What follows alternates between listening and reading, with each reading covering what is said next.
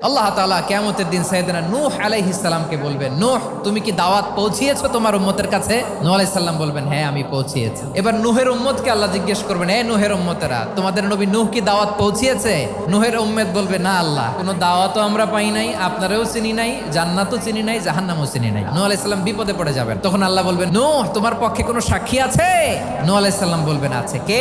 উম্মতে মুহাম্মাদি। তখন আমরা বলবো, আল্লাহ, আল্লাহর নবী নূহ আলাইহিস সালাম তিনি আপনি যা যা বলেছেন ঠিক তা তার উম্মতের কাছে পৌঁছে দিয়েছে। এবার নূহের উম্মতের সাথে আমাদের ঝগড়া লাগবে। তারা বলবে, তোমরা আসছো আমাদের হাজার হাজার বছর পরে, তোমরা কি করে জানলা? তোমাদের সাক্ষী ধর্তব্য হবে না? আমরা তখন বলবো, আমাদের কোরআনে তোমাদের নবীর নামে আল্লাহ তাআলা একটা সূরা নাজিল করেছেন, সূরাতে নূহ। দিন রাত এক করে তোমাদের কাছে তিনি দাওয়াত পৌঁছেছেন, সব আমরা জানি। আমরা যখন বলবো এই কথা, নূহের উম্মত চুপসে যাবে। তখন আমরা সত্য বলেছি কিনা এটা আল্লাহ তাআলা জানতে চাইবে বিশ্বনবীর কাছে। তখন বিশ্বনবী আমাদের পক্ষে সাক্ষী দিবেন। আওয়াজ করে বলেন আল্লাহু আকবার।